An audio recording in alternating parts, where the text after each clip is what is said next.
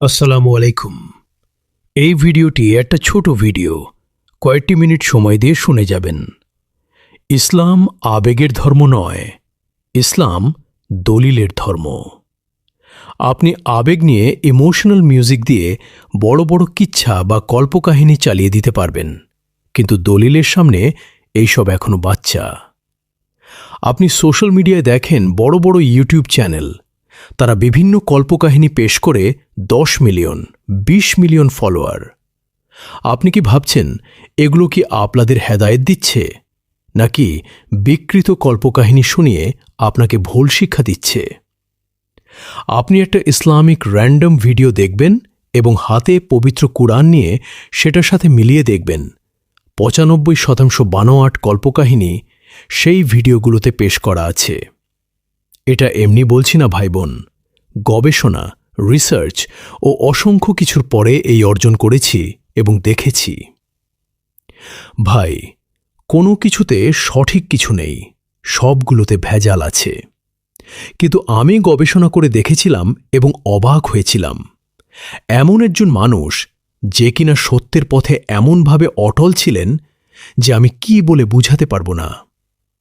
আমি আগে না জেনে ভালোবাসতাম, যা ছিল আবেগ এবং মিথ্যা ভালোবাসা, এর সাথে একটা আশা।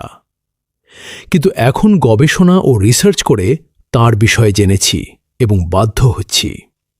তিনি হচ্ছেন হযরত মুহাম্মদ সাল্লাল্লাহু আলাইহি ওয়াসাল্লাম। তার মতো সত্যবাদী আমি আর দেখিনি। আমি তার বিষয়ে এখনো সম্পূর্ণ জানিনি, কিন্তু যা জেনেছি তাই যথেষ্ট। এইটাও বর্তমানে কোনো মানুষের মধ্যে নেই, প্রায় অসম্ভব। এবং অবাক হয়েছি যে একজন মানুষ এইভাবে সত্যের পথে কিভাবে থাকতে পারে। এবং আপনি যদি না জেনে ভালোবেসে থাকেন, এখনই নির্ভরযোগ্য হাদিস বা পবিত্র কুরআন নিজে পড়বেন এবং দেখবেন মুহাম্মদ সাল্লাল্লাহু আলাইহি ওয়াসাল্লাম আসলে কে ছিলেন। আজ তার বিরুদ্ধে বিভিন্ন অপবাদ, এগুলো কেন? কারণ কি? আমার গবেষণা বলছে এগুলো এই নামধারী মুসলিমদের জন্য। তারা নাশিদ, গজল, ওয়াজ মাহফিলে এমন এমন কিছু কথা পেশ করে যা অমুসলিম বা অন্যান্যরা বিভ্রান্ত হয়। কারণ এমন ক্ষমতা তো তাদের ধর্মেও আছে।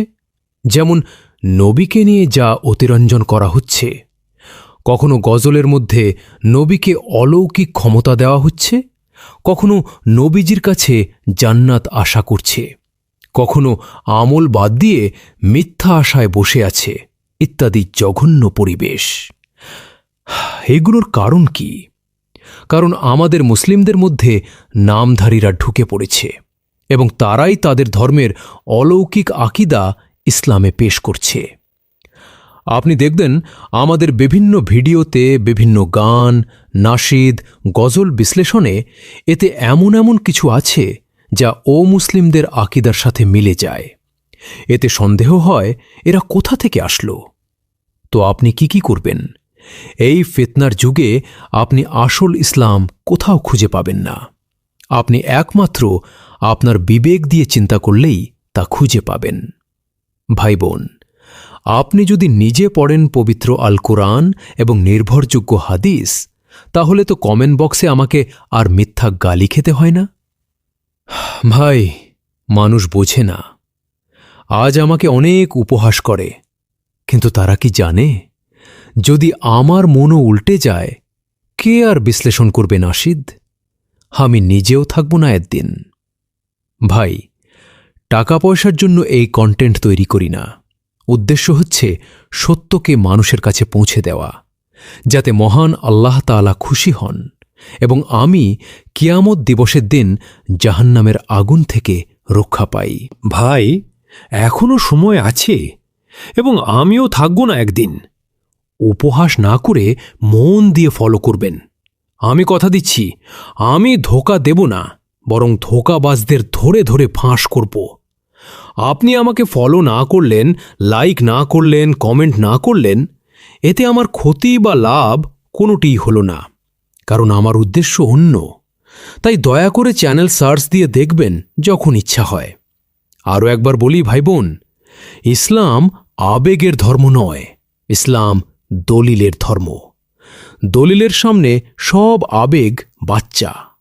আবেগ নিয়ে ধর্ষণের সিনেমা শিক্ষামূলক বলে চালিয়ে দেওয়া যায়, আবেগ দিয়ে কল্পকাহিনী চালিয়ে দেওয়া যায়, আবেগ দিয়ে গান চালিয়ে দেওয়া যায়, আবেগ দিয়ে মিথ্যাও চালিয়ে দেওয়া যায়, কিন্তু দলিল দিয়ে যায় না।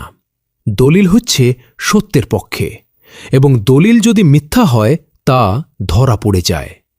কিন্তু আবেগের খেলা ধরা পড়লেও মানুষ মানতে চায় না। যেমন আপনাদের অনেকে আমাকে গালি দেন এবং ভুল বোঝেন। ভাই, নিজেকে প্রশ্ন করুন, ইনসাফ মানে কি? এবং আপনি কি আবেগের কন্ট্রোলে নাকি নিজের কন্ট্রোলে?